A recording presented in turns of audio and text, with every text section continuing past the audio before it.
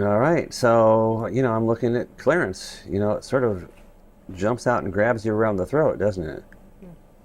Yeah. You're not even close to getting clearance on the facial margin. Should be way out here. So, that begs the question of what were you thinking if you're not evaluating it. So facial proximal clearance is way underextended. So, dead prep. Okay. So there's lots of decay out here. There's decalcification coming around here, and you just left it there. That's why we cut to the middle of the contact and then find the margins facially and then come in from there. Okay, so your outline form, you don't have a dovetail in that area near the marginal ridge. The location's pretty good, but you didn't have a dovetail, and you have a very strange hole there. Uh, Where did that come from? that was my mistake. I wanted to do a punch cut. Accidentally. Why would you do a punch cut anywhere near on the occlusal? On the occlusal, we just come along like this. Just look this way and just follow along the central groove, and look this way, follow along the marginal ridge. We're not making big holes. Okay. Okay, so you're underextended dovetail, but your position relative to the marginal ridge is pretty good. Now, we worked before on making sure that you clear off the excess at the gingival margin, right? Well, you have tons of excess down here gingially. Lots and lots of excess. So you need to remove that so you can see where your gingival margin actually is, because otherwise that's all undermined enamel, and of course you have a fair amount of undermined enamel here. If you have a curved wall, the chances are you have undermined enamel. So when we go gingially, we look this way, and then we make sure that we're not hitting the adjacent tooth. We control the axial depth, and when the last couple of steps of going gingially are remove the excess on the facial wall, and the lingual wall, and the gingival. Now you can't remove the excess on the facial wall because it's still hard in contact with the adjacent tooth. Okay, so as far as the gingival is concerned, your clearance is okay, but you have excess, basically undermined gingival margin. Okay, the width of the gingival floor, of course, is way too wide, so you're overextended axially. So again, we're going to make sure we're looking along this direction so you see where you are axially. So you should have been about right here instead of in the pulp chamber, and you're leaning the burr toward the adjacent tooth, which means you're trying to look down the axis when you're doing the prep, and that'll never work. Okay, so we're going to make sure next week, that we learn how to get these margins and exit angles and straight walls under control, so when you go gingivally, it's much easier to do. You're making it way harder than it needs to be. Okay.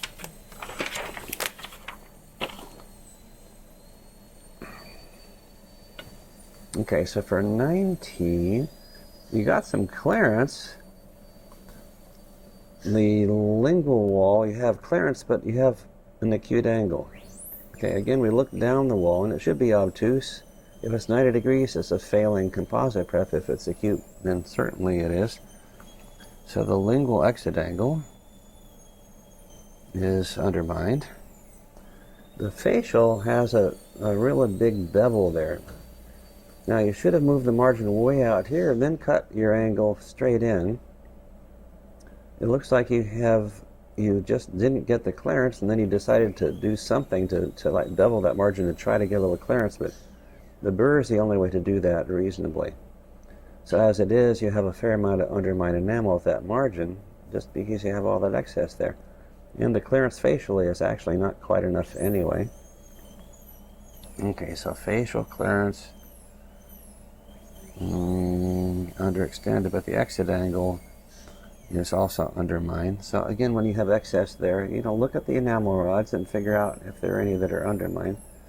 Gingival clearance is a little bit more than you needed, but there's no bevel, right? I gave the bevel, but maybe it's not very good. Well, if I can't see it, then there's no bevel. Okay, it won't work clinically if we can't see it, and I would suspect that you can't quite see it either. Now, it's nice that you tried to make a bevel, but you need to actually get one, right?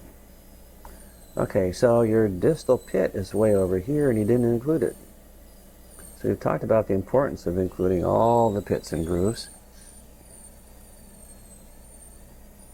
So underextended at the distal pit. Now if I look along the arch this way, I notice that some of this is done with the burr leaning facially, right? And again, we always lean the burr lingually. Keep it leaning lingually all the time. Some of it's leaning lingually, but when you start leaning facially, then it gets complicated. Just keep the burr leaning lingually all the way around here. Your wall heights are, you know, around a millimeter and a half, except for on the mesial, you got pretty deep here. So you're leaning the burr toward the adjacent tooth too much, so the pulpal floor is getting deeper toward the box. That's probably where your axial wall went. It kind of disappeared, didn't it? So you got too deep pulpally at the marginal ridge. So the height of the shortest wall, basically you're overextended pulpally at the axial wall. Okay, so those are things to watch out for. But again, this always points out that, you know, when you do the occlusal outline better at the beginning, then when you go gingival, everything's under control. Okay? It's much, much easier to do. Okay, so let's take a look at number 3. Okay, so clearance. Okay, so let's see.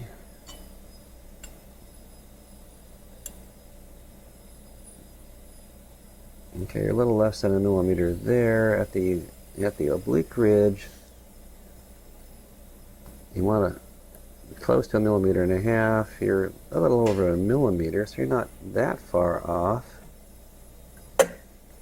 But, you know, we'd like to get a little more clearance there. You don't have a nice groove on the C-plane, so it was hard to make a C-plane without the burr pointing in the right direction. But you're close. You're getting the right idea. It's starting to fit the opposing tooth a little bit. Now this ridge should have been here, going this direction instead of going this direction. So location and the angle and the direction of those ridges is still important. But at least we can make a crown on this. So those occlusal reductions may be poorly formed, but we can live with it. Now, we talked about what happens when you over taper, right? So we know what happens when you over taper and how to correct it.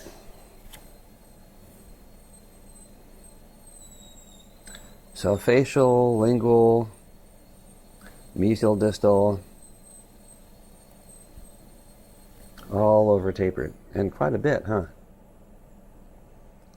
So how do we modify the prep so it actually works, even though you have all this tapering? The groove. There we go. Now, why didn't you think to do that? You know, be daring. Take a chance. You know, if you put a groove on the facial and a groove, well, this wall is kind of short on the mesial, but a groove on the distal, I might have been inclined to pass you on this prep. All you had to do is put a groove in, 2 grooves, okay, to compensate for the over tapering. Isn't that interesting? Okay. So that 170L burr, you have it. I showed everybody how to do it. You just have to do it. Just, you know, it takes 2 seconds and you got a passing prep. Okay, drop that margin gingivally more on the mesial. You know, the wall's short and there's a little hint of a ski jump there, isn't there? So the chamfer and the mesial is pretty questionable. So, yeah, and you know, on the facial, for example, you don't have much of a chamfer at all. Oops. Oh boy. Can you grab that underneath there too? So when you don't have a chamfer on the facial and you're over tapered, that's actually a fairly workable situation. You could come back and take your burr at this angle and then start reducing until you get a chamfer at the bottom and you'll be fine. If you over taper and have a heavy chamfer, that's a problem. If you over taper and have a light chamfer, then we can live with that. So that chamfer is really not a chamfer there yet. So again, end of the burr at the margin, and you got a perfect chamfer. But you know, set the taper first. All right. So, number 8. Okay, so pretty obvious what's happening here, isn't it? So you can call that a ski jump or horizontal shoulder, whatever you want to call it. But that would all be undermined enamel in the patient right there, and it will all just break right off. So again, you got to get the shoulder angle. So angulation of the shoulder is horizontal. And that's a killer every time. Okay. The axe reduction in the mid-facial at the shoulder is about 0.5. Needs to be 1 millimeter. That's about 0.7. This is about 1.1. So even that up. Okay. So it's underextended in the mid-facial. Okay, the facial taper compared to the adjacent tooth should be exactly like this. And so you got a lot of taper there that you don't need, right? So you could have gone back and redone that depth cut at the right angle, and then you could have fixed that up a lot better and gotten some more axe reduction in that area. Okay, your incisor reduction is fairly reasonable. Clearance, not enough. You got 0.5 millimeter, you need the full millimeter, so you need to reduce more. Okay, damage on the adjacent tooth, that's too much, huh? Alright, taper mesial distally in the chamfers, you know, get some taper and get the end of the burr at the margin. If the end of the burr isn't at the margin, you're not making a chamfer. By the way, see all that shiny stuff there? Okay, that's the area where you never touch the tooth. Okay, so you never touch the tooth in that area. So we gotta reduce the cingulum, reduce up to here, reduce down the marginal ridges, reduce in between. But that means totally under-reduced there. So that's a problem, isn't it? So the lingual reduction. Lingually. All right, and then again when we check draw, you know, this distal side's a little bit of a problem. It looks like you're trying to lean the burr into the adjacent tooth instead of leaning it axially. Now it's a very narrow prep, mostly because, you know, your chamfers are so heavy mesial distally. But that's not such a big issue. But, you know, each of those things I pointed out are pretty big issues, and you got to pay attention. I don't think you've reduced this marginal ridge here very much at all compared to the adjacent tooth. That's one of the things we look at, is how much reduction we have at those marginal ridges. So in order to get it to work clinically, there's a few more things we need to pay attention to. Okay? All right. Okay, so for the class 2, of course, the biggest problem is the damage to the adjacent tooth. Pretty huge, huh? So that's why we always look this direction. So you're still trying to look down the axis, and it will never work. It cannot possibly work. In the history of mankind, nobody's ever been able to look down the axis and do a class 2 that would work at all. Okay. So your pulpal floor level is probably pretty good, but you need to be closer to the marginal ridge. Your mesial pit's still there. Okay? You can take an explorer and slide it down. And if it stops, as it does right here, that's the pit. So you still have decay there. So remember the position of the short wall. Okay, so there's still some decay there. That's a big problem. Okay. You're leaning your burr facially here and lingually here. Just keep the burr vertical all the time and keep it a little wider than the burr, but not too wide. You're undercutting your axial wall because you're again trying to look down the axis. When you look down the axis, you're always going to be leaning the burr toward the adjacent tooth and undercutting the axial wall. So those are issues. On this type of dent, you have to go pretty deep gingerly to get clearance, but you still have to have the burr vertical all the time. And you have to check this way to make sure it is vertical, look this way to make sure that you know where you are axially and how close you are to the adjacent tooth. And of course this wall is diverging quite a bit, isn't it? And you have a lot of excess down here, and so you're not finishing the steps, you're finishing the process of going gingerly. You're not getting rid of the excess there, so most of that's undermined enamel. And there's a fair amount over here too. Okay, so lingually is overextended. But the exit angles, you know, if you hadn't undercut the face wall so much, if you hadn't leaned the burr, look how much you're leaning the burr, like 45 degrees to the lingual. If you kept it vertical, you probably would have had something like a 90-degree exit angle up here. But once you undercut it, then you undermined it at the same time. So the facial exit angle is very acute. Not the whole angle, but the gingival part. But again, that's a matter of keeping the burr vertical. On the lingual, it's just rough.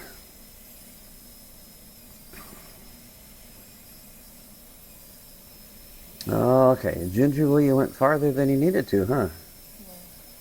Okay, so again, you know, go down and clear off everything. Do the 7 steps, clear off everything, and then see if you have enough clearance. Don't keep going gingerly and then decide to get rid of the excess and then find you've gone too far. Okay?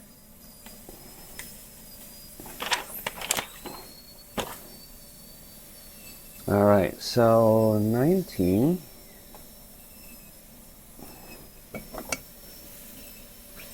So again, when we look this way, you can see how close you are to the adjacent tooth, so just don't get so far from the adjacent tooth. And you can also use another finger behind the handpiece to help control it when you cut inward and you don't lose that margin. But of course that's way overextended lingually. Facially a bit overextended, that's not such a big problem. So facial clearance is overextended, but lingual clearance is definitely a failing overextension. Okay, your exit angles are okay for composite. Your gingival clearance is a little more than you needed. But no bevel. You forgot to put the gingival bevel. I did actually. There's, you know, I see a little bit of an attempt to make one on the lingual side. It's very hard to see. But toward the facial, there's really no bevel. You can see the reflection from the gingival margin right there. So yeah, the important thing is not to make a bevel. The important thing is to get a bevel. Okay, you look at it. If there's no bevel, then you work on it some more until you actually succeed. Now pulpally, you're really too deep, aren't you? So again, we look along the arch this way so that you can measure the wall heights when you're doing it and stop at 1.5 millimeters. So we say the height of the short wall is way overextended pulpally.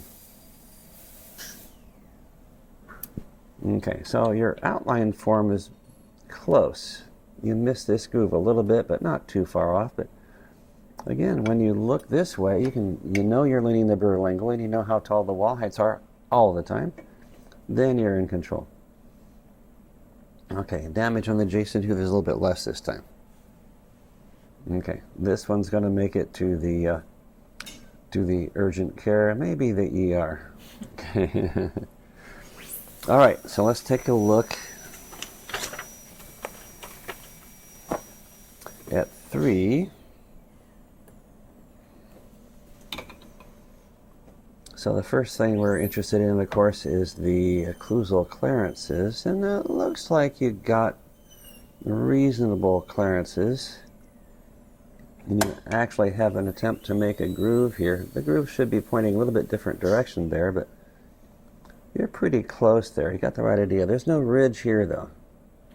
It's flat all the way across through the oblique ridge. Okay, now, of course, the ridge here should be flat. The adjacent tooth should not be. Okay? So number 4, you know, on both sides has suffered today. Okay. Adjacent teeth. Yeah, and again, that's all a matter of Yeah, it's all a matter of looking this way. If you look this way when you're doing the axe reduction, you'll never hit the adjacent tooth. You can look from the facial,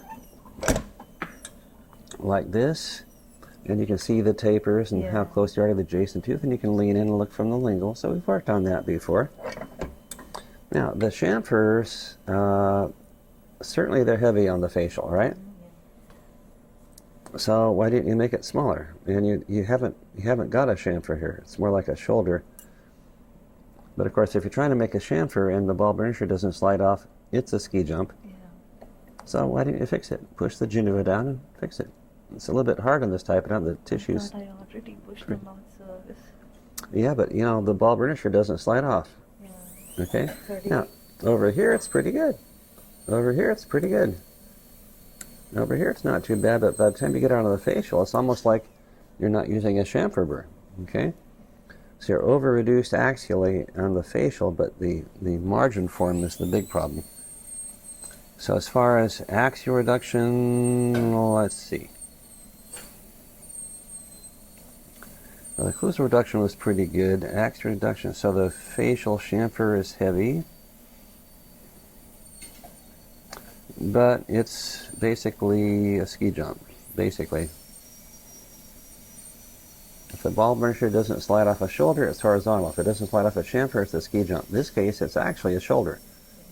But in either case, it's the same effect.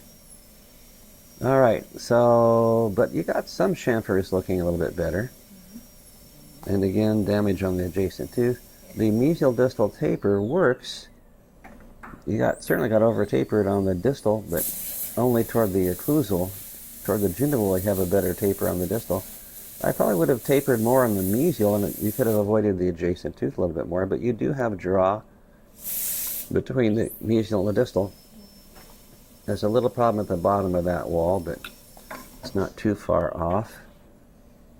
And over here, facial-lingually, in between those two corners, so you're basically getting the draw, but again, you're not getting a nice uniform taper all the way up that wall there. The gingival part of that wall is a little bit of a different angle, so the lab might be feeling that they should be blocking that out.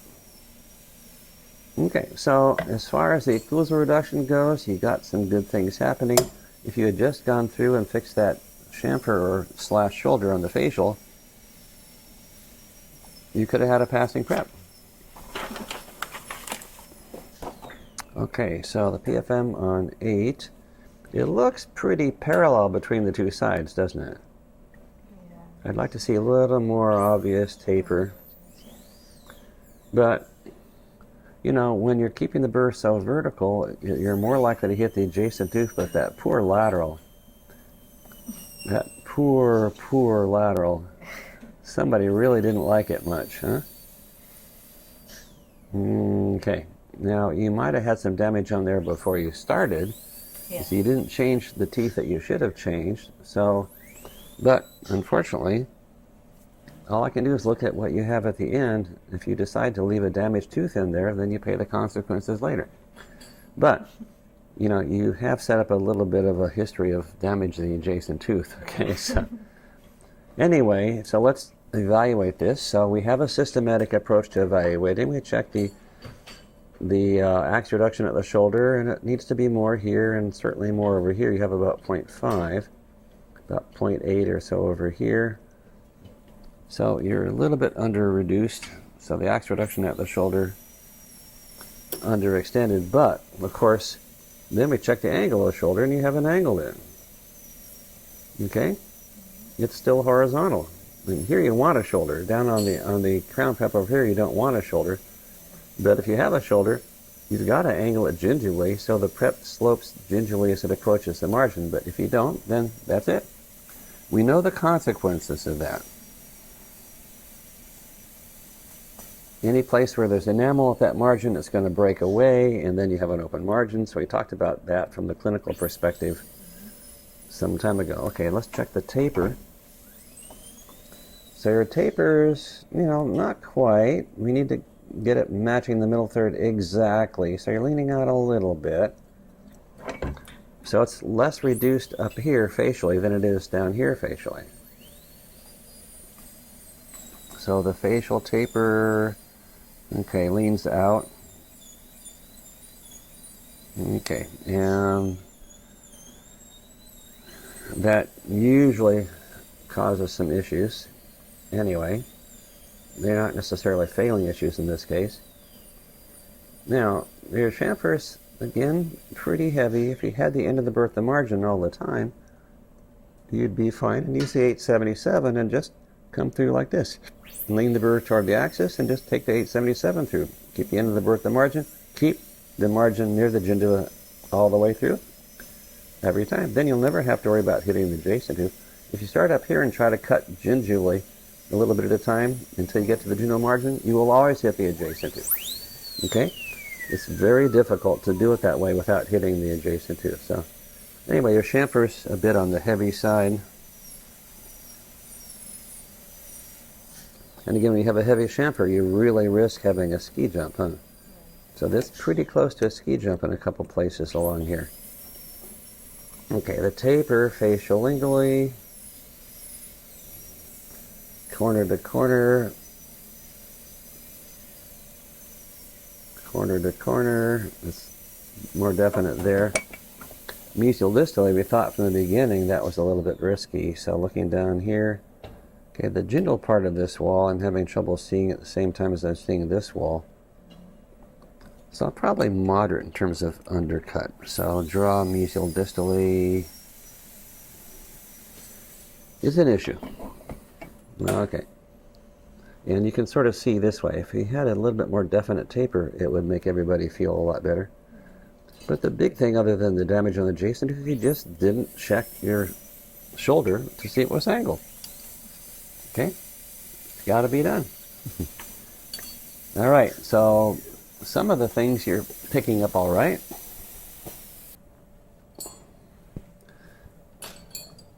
All right, so in this case, you prepped the wrong tooth, as you discovered. How did you feel when you discovered it? Okay, it's important to really get in touch with that feeling in your body. Yes. So All that right. I don't do it again. So you don't do it again. Yeah, you don't want to have that feeling again. Yes. No. Now, how are you going to feel if I measure the height of the wall off the marginal ridge and find out it's only 0.6? I did it with the 330. It was completely in there. Well, now you're looking at it in the right direction and you can see it's only 0.6. So 1.5 would be the other end of the ball burnisher, and that's much taller than the wall. Okay, but it just takes a glance to realize that it's way short. If I look at it from the outside, It's only on the mesial side, right? well, it's the short wall, and so we know that wall needs to be 1.5, and it's not. So, you got to go back and measure that very specifically. It's right there on the list, right? Height of the shortest wall. Typically, it's at the marginal ridge. I'll mark it down, don't worry. Okay. Yeah. So I might mark it down a little different place than you. You might be kind to yourself. I'm going to kill you for it, right? Okay. So you're underextended pulpally. Okay. So you're certainly underextended pulpally at the marginal ridge, but you're underextended pulpally over here too. Look at the height of this wall. It's only 0.5. So we should go more than the 330. You got to get one. No. The 330 is 1.6. All right?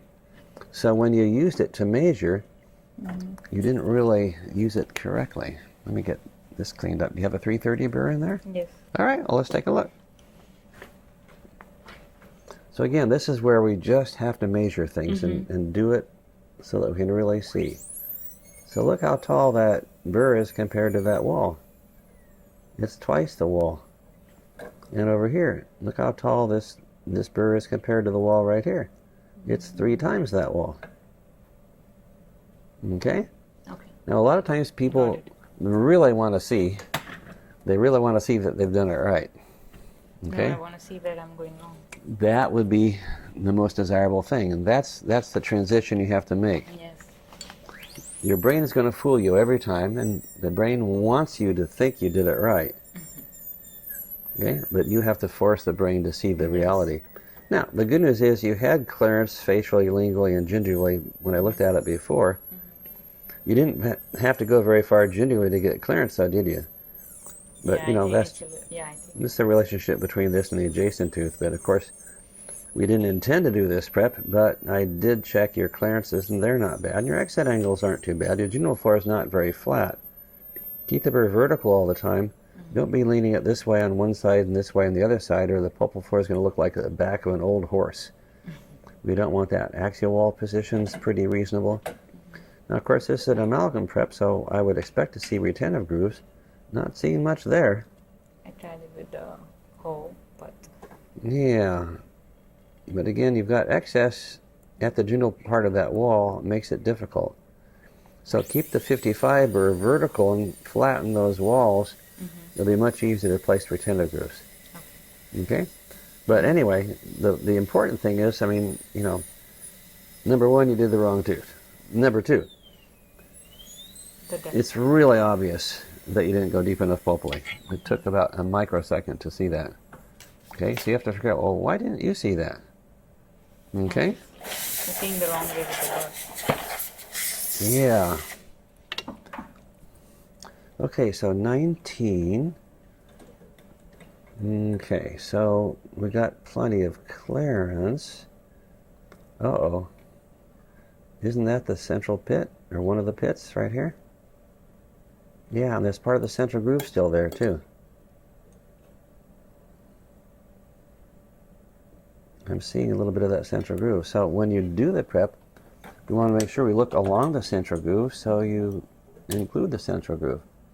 You're leaning lingually, but over here you didn't include the central groove. So just look this way and come all the way around there. That's why your wall's so short here. You have much taller walls on the facial, but this wall is really short. Yeah, because we did lingually, and then I think I should do more on the. You need to extend lingually more. You need to include the central groove. The facial lingual wall should be equally on both sides of the central groove, but you've got everything shifted facially. So the facial walls get tall, the lingual walls get short. Now, the clue is you got short walls. Same thing as you saw in the upper premolar. When you have a short wall, that's your clue that something's wrong. In this case, you've still got a pit, and so there's still decay there. Okay, but again, the way I was positioning myself a second ago, looking along the central groove, that's the only way you can really do it. So you're underextended lingually with the isthmus. And you still have decay in the central pit and part of that central groove. Okay. And of course, composite. So just keep it the size of the burr.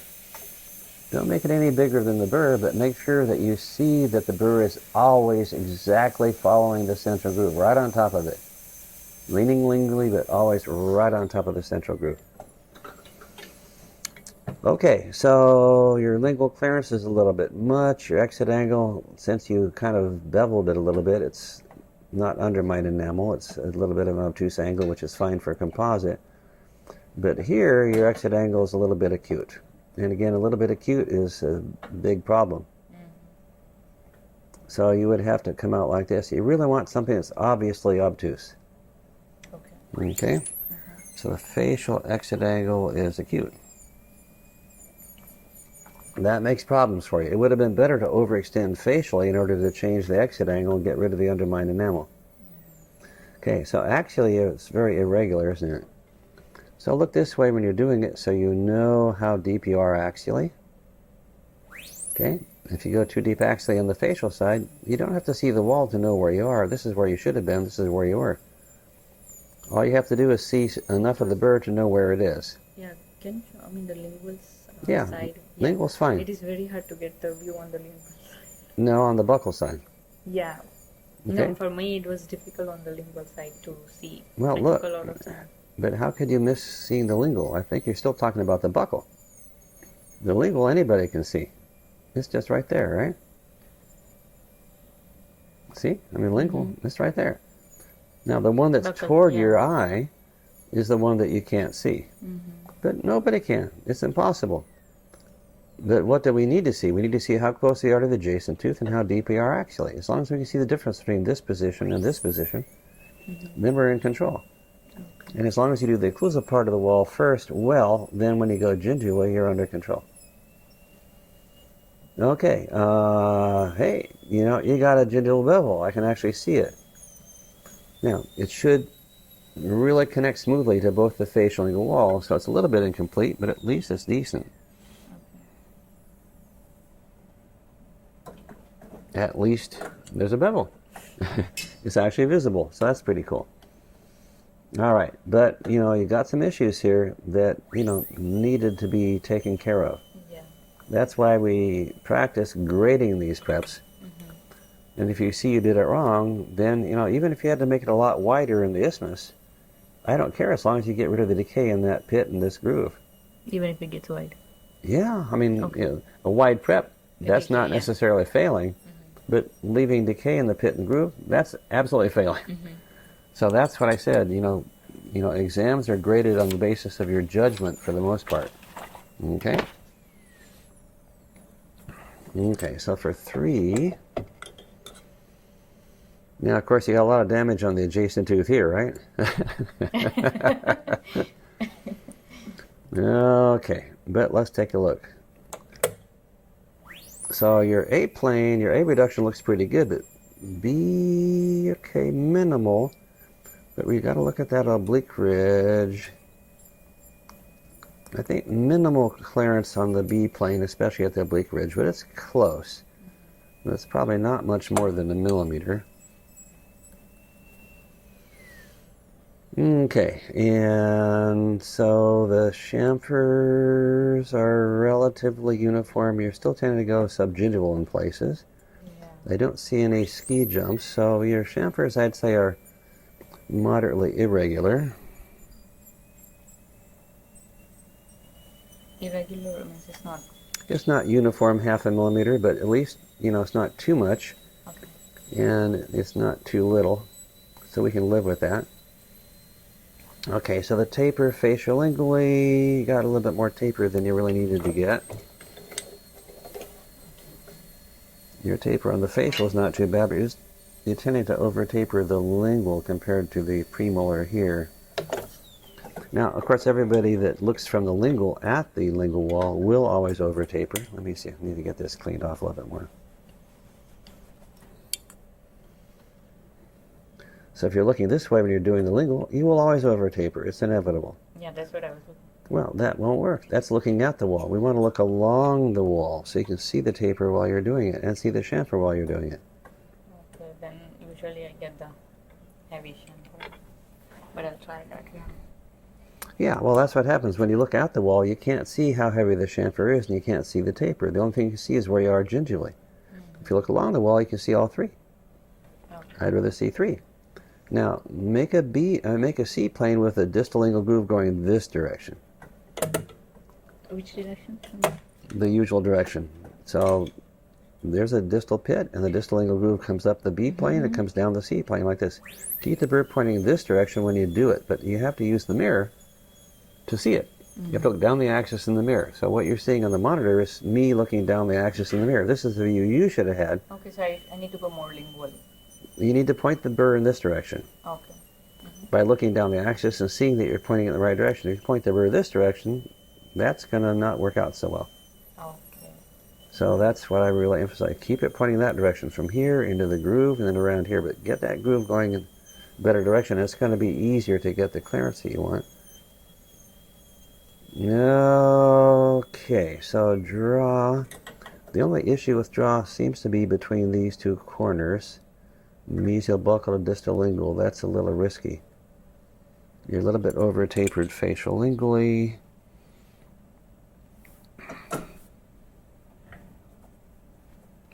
And the mesial buccal and distal lingual, yeah, moderately undercut. Undercut? Yeah. And when I look down this wall, I want to see, you know, at the bottom of that wall, if I look down here, I'm having a hard time seeing this wall at the same time. Okay, so yeah, we should see both. So just lean the There's an burr. axis there, yes. Yeah, look this direction. You know, this is the easiest wall to see along that corner. You can see the taper, you can see the chamfer, you can see everything, as long as you're looking in the mirror and looking this way. So that's what you have to make sure you learn how to do. Okay, so, you know, mostly that worked. So the PFM, so we're looking at number 9. So let's check the axial reduction at the shoulder. Not very much, huh? So for 0.5, it's not enough. This is about 0.6, so it's very close to failing. You want a full millimeter, right? Yeah. So look down the wall and you can see how much you have. Look over there. Let's look down the wall together. You might want to move I that. want to look. But you can't see. That's the point. Because I want to see when I'm doing it where I'm going wrong. Well, the way you're going wrong is you're not looking in the right direction. The small ball burnishes. The right direction is to look down the wall. So look how obvious it is that you only have 0.6 millimeters axial reduction. From here to here, it's only 0.6. So maybe I'm putting it like this. Well, if you're looking this way, you're measuring the width of the shoulder. Remember what I said? The width of the shoulder and the axial reduction, two completely different things. Nobody cares how wide the shoulder is. Okay. We don't care how wide the shoulder is. We care how much axial reduction there is. Okay. You can make my shoulder gets very wide, so I stop. I got the point. Yeah, so remember, we can make the shoulder as wide as you want by making it steeper, but it's still the same under-reduced axial I wall. got the point, yeah. Okay, so now the other thing is we got to make sure the shoulder is angled gingivally, so the ball burnisher should slide off. It does over here. Not quite as well right here. I'd rather see a little more angulation. I want to see that ball burnisher just wants to slide right off. Now I like his chamfer pretty well. Okay, so the angle is a little bit poorly formed, but you still got it working okay. And sizal reduction, yeah, a little bit under-reduced in sizally. How about lingual clearance? Okay, yeah, that's enough. You probably over-reduced this marginal ridge a bit, but we can live with that. Kind of sharp on the incisal edge. We could flatten it out and put a little bevel up there and so forth, but most I like what's happening on the lingual. Now the taper facial-lingually, the taper mesial-distally, corner to corner and corner to corner look pretty good. Okay, and the taper on the facial, this is going to be the key thing. Because you're under-reduced at the shoulder, so your shoulder is pretty steep, isn't it? Right here. That's my problem. You're trying to make it wider by making it steeper, and the last thing you want to do is have it too steep. Okay, you don't want it too steep, and you don't care about the width. But now we learned that. Okay, so your taper pretty close. I would probably have tapered a little bit more, but you're reasonably close in that area. Okay, so there's some things that you should have been doing a little more carefully. But doesn't it really make you angry right now that you prepped the wrong tooth here? Yes, of course. Right. At least I'll not do it everything. Yeah, and that's a good thing. Today is the day to do all the stupid things, right? Yeah. You'll never do something stupid again if you're So paying I attention. write down my mistake, my depth. Yeah. Problem, I go in private. Yeah, okay, so I have to check the depth. Correct. it's all the learning process, yeah. So see if you can make that class 2 deeper, Yes. okay? And see if you can fix that class 2 on the 19 also. Deep. Okay.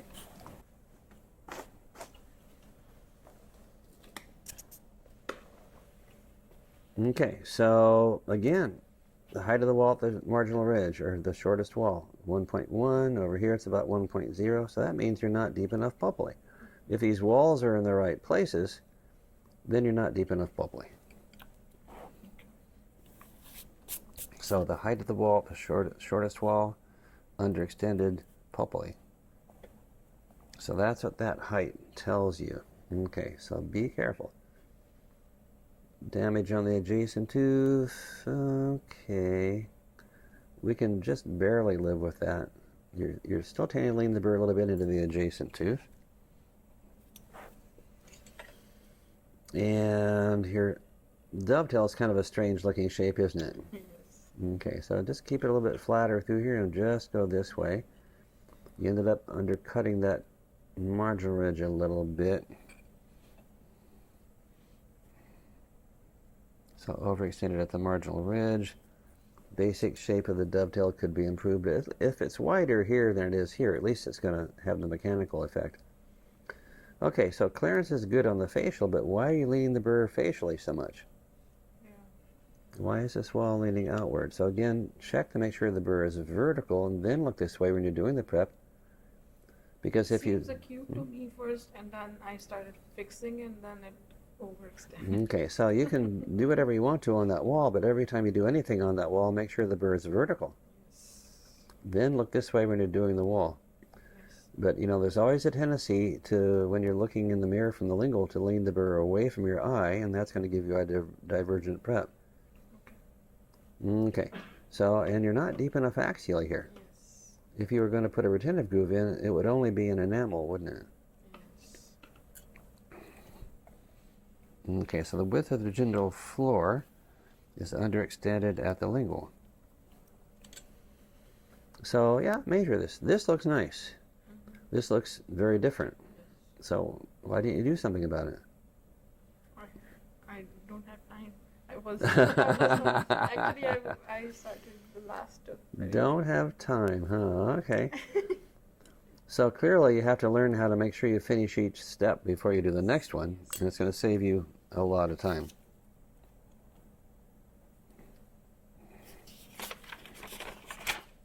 Okay, so for 19.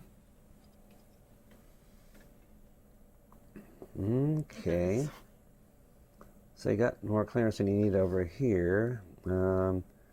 Pretty big compared to the size of the burr. You want it just the size of the burr. You've got it leaning lingually for the most part. Your wall heights are reasonable here. A little short right in this area here. I think you probably should have extended a little bit more in this groove, and that would have made that wall a little bit taller. It's not that you don't have the pulpophore in the right place, it's that your occlusal outline toward the lingual groove is a little bit underextended. So underextended at the lingual groove. So we always check wall heights, but we have to decide. I just tilted my burr to one plane, and then I started fixing it, and then it becomes wide. We have to tilt it lingually, right? Yeah, so what I'm going to say though is, you check all the wall heights. Whatever you've done, check the wall heights. If there's any that are short, then figure out your underextended outline form or underextended pulpally. It's one or the other or both, and then figure out what the cause is and then fix it. Okay. All right, axially, you're just, probably not quite deep enough axially. Okay, so I would have probably gone a little bit deeper, had a little more gingival floor width. Now, of course, when you go gingivally a little too far, the gingival floor gets smaller. I tried to make a bevel here, and then Yeah, I noticed that. Yeah, but you have a lot more clearance than you really need to have. Okay, so facially, you're overextended a bit. Axially, so the gingival floor width is a little bit narrow. But your bevel's basically okay, and it almost makes a smooth connection to the facial lingual walls. Not so much over here. Remember, start with the burr at the wall, cut gingivally right at the wall, so the bevel makes a smooth connection on each side. But I like your exit angles. Those are really beautiful for composite. Nice, subtly obtuse, but obviously obtuse exit angles. Little damage on the adjacent tooth. Okay, so yeah, had some things that you could easily have noticed a little bit more if you're looking this way when you're doing the entire occlusal. Just make sure the burr is always the same height as the wall, and you'll be okay. Okay, so for 3... Can you please explain me the plane of the 19? How should be tilted, like towards lingual? Oh, what's the purpose? I say normally you want to lean the burr toward the lingual, right? What's the purpose of that? Because the pulp horns are Which higher pulp horn? on the buccal. Oh, sorry, on the meeting side. Buccal side. The buccal pulp horns tend to be taller, so we want to make sure we don't hit them. So we have So the it should pulpophore be sloped. Sloped towards the lingual. Yeah, and we do that by leaning the burr lingually. But, I don't care what you call it. Just protect the buccal pulp horn. Yes. Okay? Okay, so let's see how we're doing as far as occlusal reduction is concerned. The A plane looks nice, but the B plane, okay. Not much there, huh? It's less than a millimeter right there.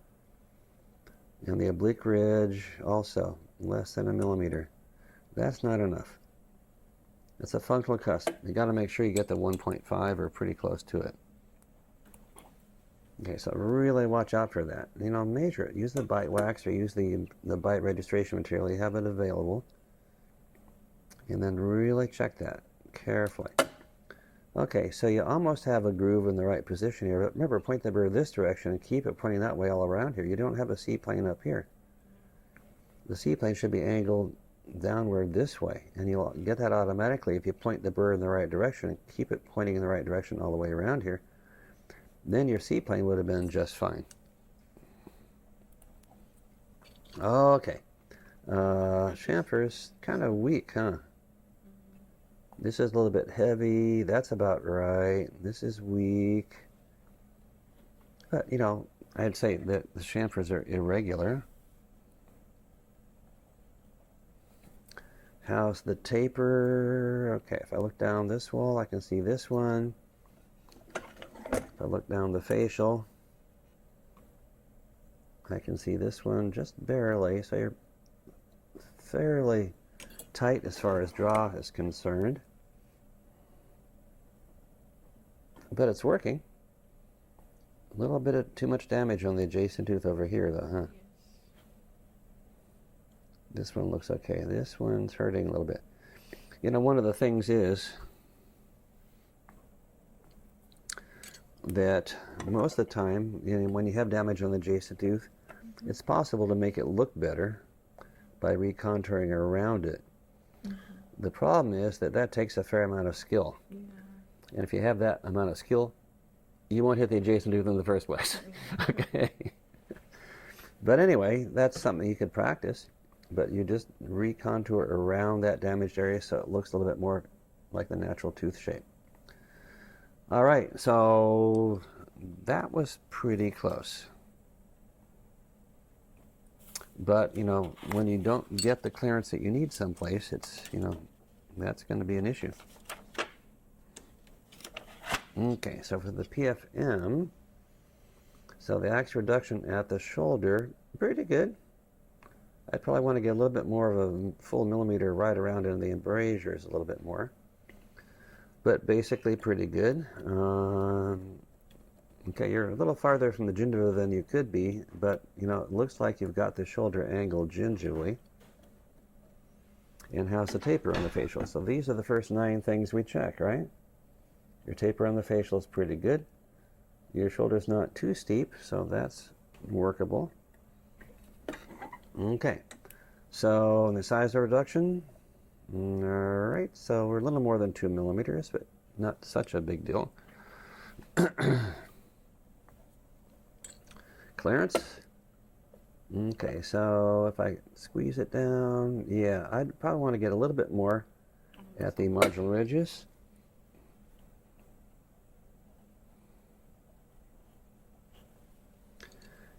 And so the chamfer and the taper, again, your chamfers, you know, if you just reduce until the end of the burr gets the margin, you'll have a perfect chamfer every time.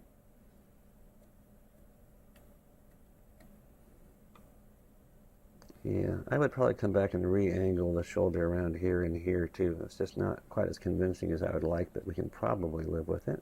I'll do it more on that. Yeah, so it's, again, it's a combination of the axe reduction at the shoulder and the taper that gives you the facial reduction. Okay, all right, and yeah, and then make sure you, this is a little bit too horizontal right here. So you didn't have to go gingerly anymore to do what you needed to do. But that happens when I give the angle. Well, Initially also I go gingerly whenever but you don't have an angle here. It's still not angled right here. And, you know, we were mostly concentrated on reducing axially. Yes. When you reduce axially, stay away from the shoulder and move the whole wall in, and then it will work out better. Okay. And then I increase the depth of this. Yeah, you increase the height of that wall. Now you know what a 1.5 millimeters looks like, right? I saw how to measure it. Okay. This I was improving the draw and the Okay. little groove, the C-plane. Yeah, we had a little undercut Yeah, from here to good here. Yeah, so you still have a, you know, when you change the taper, change it all the way down to the chamfer. There's a little part right down here that looks like a different angle. Okay. So make sure you see that the entire wall is being cut to the chamfer. Okay, and I see a little more of a groove here, but you're still pointing the burr this way when you're doing this part of the C-plane. Because I'm scared to touch the adjacent. Well, this doesn't When make any burr difference. is like that. Point the burr this way and come around like that, Okay. and you know, you're not going to hit the adjacent tooth. Okay. 19 also, I have to increase the height of the wall. Okay, and your bevel stops here, and the bevel has to come all the way to the bevel should start at the facial lingual walls and then cut toward the middle. And my lingual wall was acute. And this pit's still there. Still inside. See the little white light reflecting there? That's the pit. Okay. And you still have a little bit of the central groove still there too. See that white line right in here? That's the central groove. Still there. Okay, so those are things really worth paying attention to, but they made some improvements. All right, cool.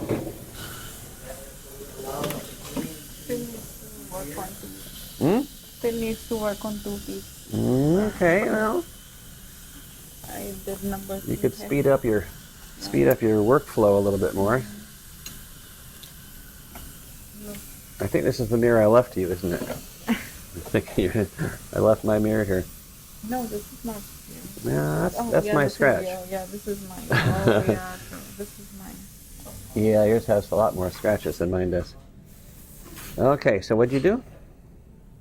I just made the C plane.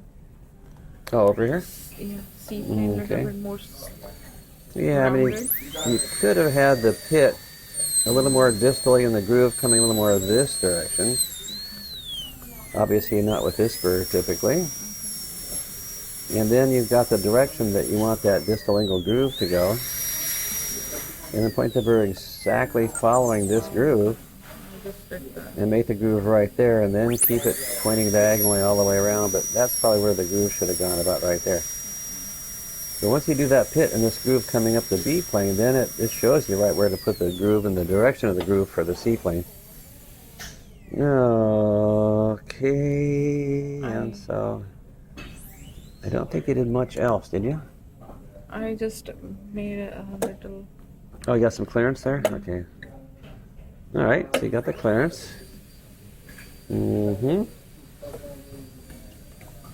No, I haven't touched. Yeah. Yep. Okay. Anyway, I think we're good. Now, you could have come along here and made a heavier chamfer on the distal, couldn't you? So you can look from the lingual, and you can make a really nice chamfer when the end of the burr is at the margin. And you can look from the facial, and you see the end of the burr is pretty far outside the tooth, huh? Over here, your chamfer is maybe a little heavy, but over here it's just really weak. So look this way so you can look from the lingual, and look this way so you can look from the buccal. No problem doing each of these from each direction. Okay, so that's always a good thing to practice. All right? Cool. The groove with the burr. Do you think you got the central groove this time? No, the retention groove. Yeah, I tried to improve the central groove. Okay, so you think you got it included in this prep? I tried on the buccal side. Well, so we take the Explorer Okay. and slide it down here. I can still feel the groove, or the pit. So the pit's right here. It's not on the buccal side, it's on the lingual side. Oh, no, I want to see how you do the retention grooves on the box side. That's a composite prep. Yeah, but I just want to learn how you do it. But I don't. Okay, so over here, so this is an amalgam prep. And yeah, you got some damage on that margin. But if we were going to try to make retentive grooves and have a typical kind of prep, oh, you're thinking about making retentive grooves for a crown prep? No. Oh, then why do you have the 170L in here? I remember you saying. Okay. This is the burr that we use for retentive grooves on the crown prep. What do you have to use for the amalgam? So I'm just going to use, since the burr is in the handpiece, I'm going to use this to drop gingerly a little bit more. give myself a little bit more of an internal line angle to work with in terms of putting grooves in.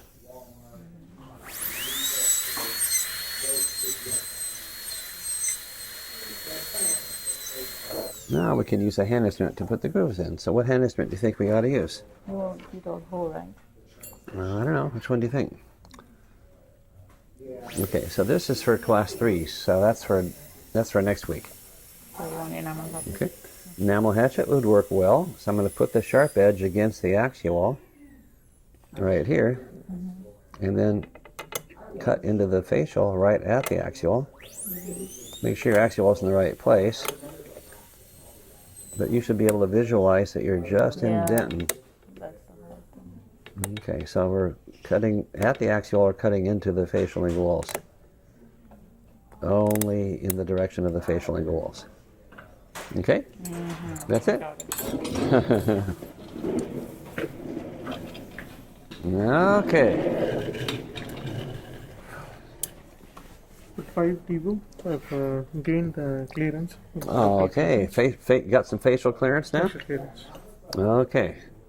So let's check. You do. You have some clearance. That's good.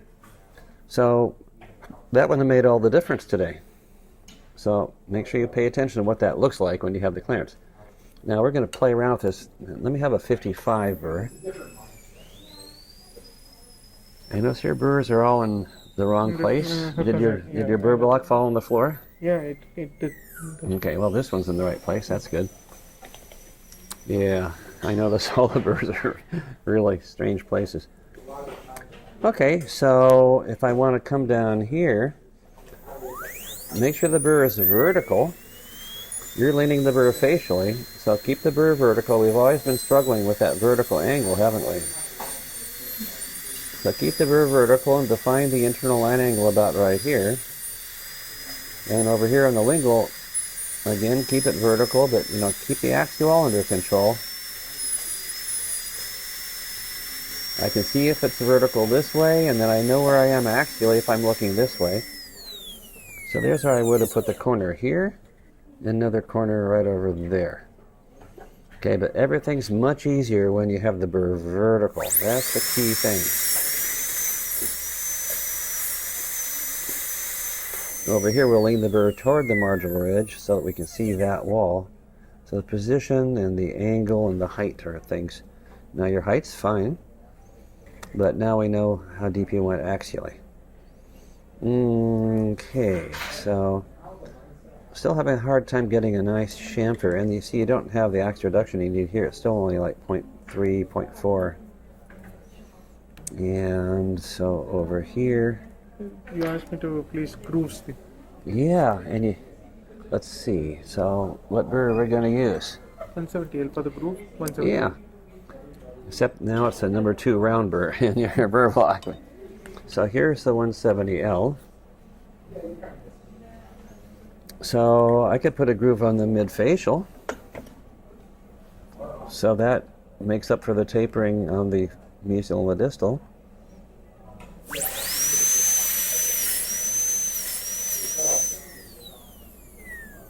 And I could put a groove on the distal that would make up for the tapering on the facial lingual. Okay, so now we have a prep that works. That's how long it took to pass. All right?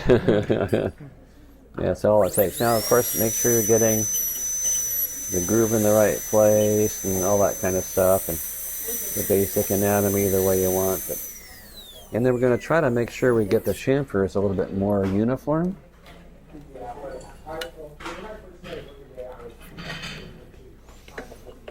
So whatever we need to do to look along the wall. Now you see you have that little ski jump over there, but again, as long as you're looking along the wall, you can control where the end of the burr is and make sure you get the perfect size chamfer and the perfect taper. As long as you're looking along the wall, then you're in control. Switchy mirrors? Yeah, okay, good. Thank you. Okay, so every time we're doing a prep, we're going to look along the wall. Whatever wall we're working on, we're going to be looking along it, like this. And make sure you see the end of the burr at the margin. Make sure the margin's where you want, gingerly. Make sure you have the right taper. That's how we avoid all those problems, okay? Okay, and see over here, watch the taper. You're leading the burr away from the axis. Make sure you see the burr leaning toward the axis and stay way up here above the gingiva. Stay above the gingiva for these typodont preps. That's the only thing that really is going to work for you. But again, it's all a matter of looking along every wall when you're working on it, so you can see the taper and see the gingiva position and see the axial reduction.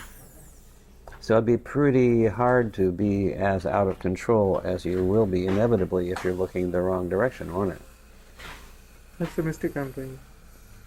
Yeah, you got to figure out what you need to see, and then just make sure you do. All right, and it always has to do with choosing what direction to look. If you choose the wrong direction, so you can't see what you need to see, then stop and find another direction. Okay, but you have to be really honest with yourself about, okay, am I seeing it or not? Okay, what do I really need to see? So this one you haven't done any work on, but you know what to do. So I gave a bevel. Oh, you gave a gingival bevel over here? Yeah, still no gingival bevel. I see a 170L, or sorry, a 55 burr that went in there a little bit. Now, again, you can't bevel with a hand instrument. You got to use a burr. I used a 55. Okay, the 55 burr is not the burr we use for beveling. That's why I see the 55 burr at the axial, but the bevel's at the gingival margin, right? That's where we need to get the bevel. And you can't bevel until you have the facial lingual walls corrected. You've got to have nice flat facial lingual walls with obtuse exit angles, and then you can make the gingival bevel. Because the bevel starts at the walls, but you don't have the walls done yet to start from. Okay? All right, well, we'll definitely be working more on this next week, huh?